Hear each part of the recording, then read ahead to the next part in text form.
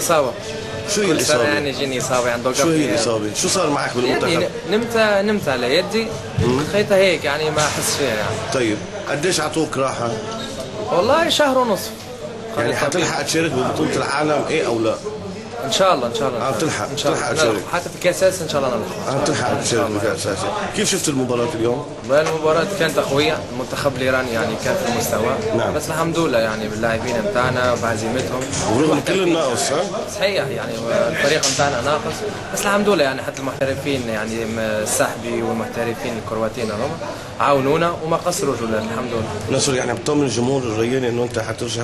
ان شاء الله يا رب. لانه غضونك اليسار ما فيها قلتها. ان شاء الله يا رب. ها؟ كيف كانت تجربتك مع المنتخب؟ والله كانت خاصة انه انت سبق قلت لي انا قلت لك انه انت حترجع على المنتخب، انت تقول لي لا مش حرجع على المنتخب. يبدو رجعت على المنتخب. ان شاء الله يا رب ان شاء الله. هي كان رحت المعسكر يعني معاهم كان لياقه يعني مش رحت يعني اسوي معاهم لياقه. ورحت الدكتور لهناك، رحت دكتور وكشف معناتها شاف يدي وشيء قال لي معناتها لا تخاف والحمد لله.